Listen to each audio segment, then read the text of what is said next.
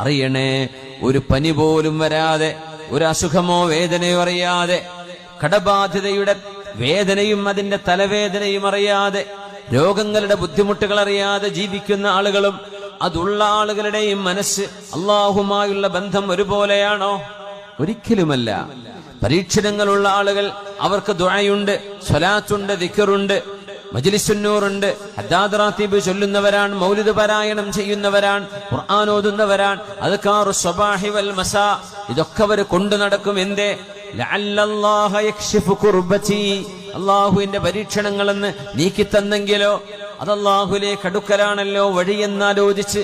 എന്നാൽ പരീക്ഷണങ്ങൾ ഇല്ലാത്തവരോ എത്ര പേരുണ്ട്? ഒരു ബുദ്ധിമുട്ടുമില്ലെങ്കിലും യാ റബ്ബി, അല്ലാഹുവേ പടച്ചവനെ, ഇന്നി അസ്അലുകൽ അഫ്വ വൽ ആഫിയ വൽ മുആഫാത ദായിമ ഫിദ്ദീനി വദ്ദുനിയാ വൽ ആഖിറ എന്ന് ചോദിക്കാൻ, അല്ലാഹുവിനോട് മാപ്പും ആരോഗ്യവും ആഫിയത്തും എല്ലാ തരത്തിലുമുള്ള പരീക്ഷണങ്ങളിൽ നിന്ന് മോചനവും റബ്ബിനോട് ചോദിക്കാൻ ആർക്ക് തോന്നും? അപ്പോ ആരാ ചോദിക്കുന്നത്?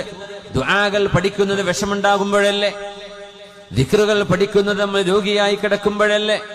പ്രയാസങ്ങൾ ഉണ്ടാകുമ്പോഴല്ലേ നമ്മൾ അള്ളാഹുലേക്ക് കൂടുതൽ അടുക്കുന്നുള്ളൂ? ഇല്ലെങ്കിൽ ആർക്കാണ് സമയം? എല്ലാവരും ഈ ലോകത്ത് കാശുണ്ടാക്കാൻ വേണ്ടിയുള്ള ഓട്ടത്തിന്റെ പിന്നാലെയല്ലേ? അറിയണമേ, ഈ ലോകം നീങ്ങിപ്പോകുന്ന ഒരു തണല് പോലെയാണ്.